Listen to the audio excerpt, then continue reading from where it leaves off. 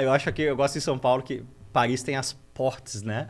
Cada ponte que cruza o Sena é porta tal, porta tal. É gare. Não, é porte, É né? porte. O que é gare? Gare é Gare portão, né? Gare é a estação. Gare do Lyon, Gare Boulogne-Billancourt. Podia ser em São Paulo, né? Exatamente, porque cada ponte que cruza o rio, ela é uma porta para dentro da cidade, né? Exato, então podia ser Porte do Le Mans, Porte do Piquery. Ou até, como é que é em Dutch, em holandês, poderíamos, né? Poderíamos ter uma cerveja melhor, poderíamos, se eu tivesse perdido a Guerra do Paraguai, poderíamos estar falsificando nosso próprio whisky. Mas ali, ó, agora eu vou te contar uma história que eu soube recentemente. Cara, eles demoraram muito tempo para fazer pontes ali de concreto. Uma das primeiras foi a Ponte do Piquery, e a Ponte do Piquery é a primeira ponte ali da Vila Maria até a Pirituba, porque aquela região toda ali tinha muitos quilombos.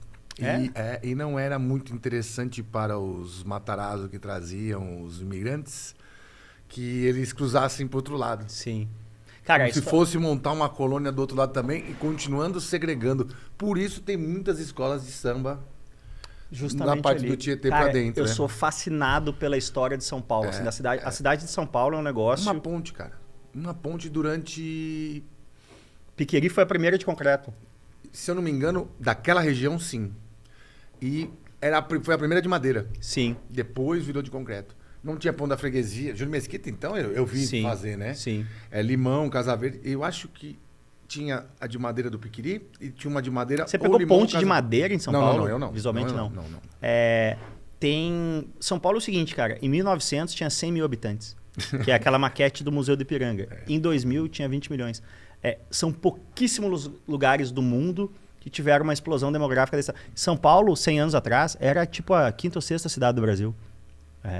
Ela passa o Rio, se torna a primeira nos anos 50. Então, tipo, a ascensão de São Paulo de 1900 a 1960, quando ela se torna a maior cidade brasileira, é vertiginosa, assim. E eu acho que é incomparável até. Pouquíssimos casos do mundo. Lagos na Nigéria é um que é parecido. Lagos, sim, nossa. Mas o ponto é, quando você cresce desse jeito... Manila deve ter sido assim Você também. cresce de forma muito desordenada. Não precisaria ser, tá? Isso que é fascinante. Tipo, São Paulo não tem planejamento. Teve um pouco e várias vezes o planejamento foi errado.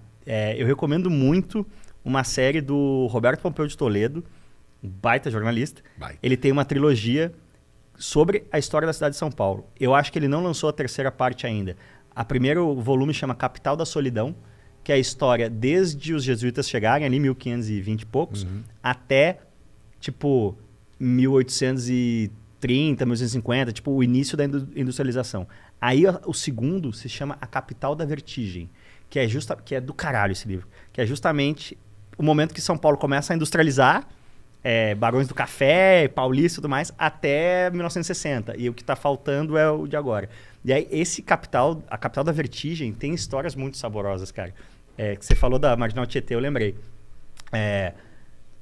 Primeiro, São Paulo tinha... O trânsito virou um problema em São Paulo nos anos 40. Sim, Região Pestana. Carro e tal. E aí, o prefeito, nos anos... Acho que é fim dos anos 40, início dos 50... era o Faria Lima. Faria Lima, sim. E aí ele, cara, fez uma comissão lá, precisamos resolver o problema do trânsito e tal.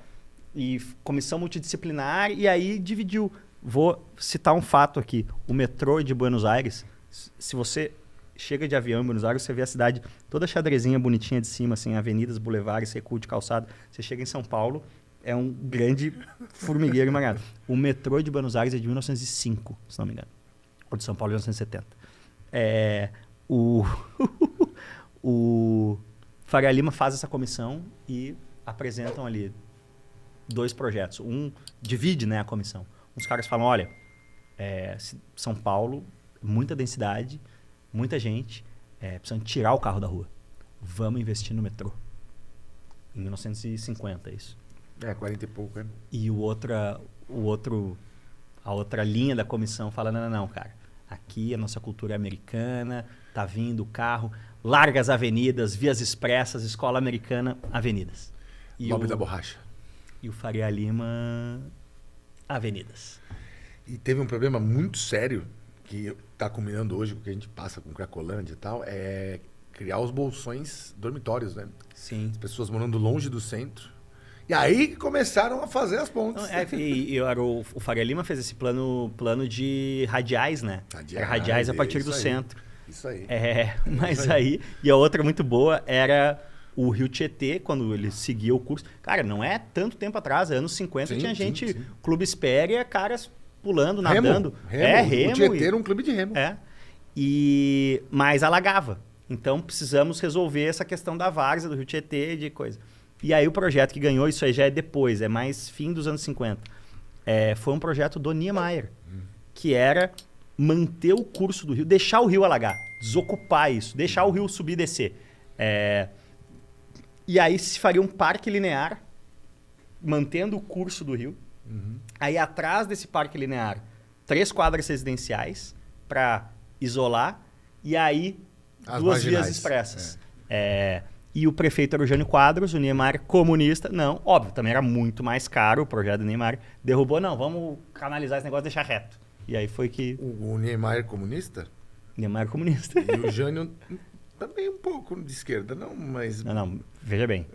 Comunista é uma coisa, de esquerda é outra. E o Jânio não era de esquerda, né? Você está confundindo com o Jango. Não, o Jânio Quadros. O Jânio Quadros. O problema todo, o golpe de 64 acontece porque isso é outra coisa genial do Brasil. Quando o Brasil se democratiza ali, início do século XX, era uma coisa genial. Tu vai votar num cara para presidente e em outro cara para vice. Era isso. E aí no Brasil, em que a gente consegue botar... Cara, eu vou te dar um exemplo assim, Rio Grande do Sul, tá? É que imaginando que o Jânio era professor... Não, o Jânio é um cara de direita. O Jânio... Sim, o Jânio... varre vassourinha, eu sei, porque minha família votava. A polarização era UDN, né? O DN, que era a União Democrática Nacional, que era a direita, e o PTB, era o Partido Trabalhista, o partido do Getúlio, era a esquerda. E o Brasil elegeu eu não me lembro se o Jânio era da UDN ou do PSD, que era, o PSD era como se fosse o PSDB, era a centro-direita. Mas, enfim... se elegeu um presidente de um polo e um vice de outro polo e deu no que deu. O Jânio tinha raiva de Niemeyer? Sim. Niemeyer era comunistão, partidão, sim, entendeu? Tudo bem, mas tinha isso? Sim.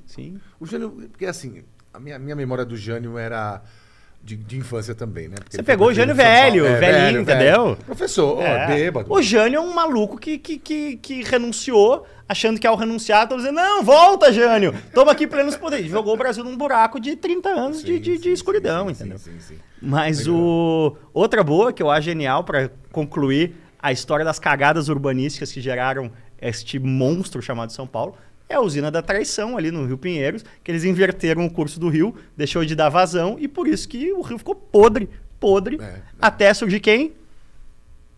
João Trabalhador. Não, mas ali a Traição é Pinheiros, né? É o Rio Pinheiros. Eles inverteram o curso do rio para gerar eletricidade. Exatamente. E isso fez com que deixasse de ter vazão.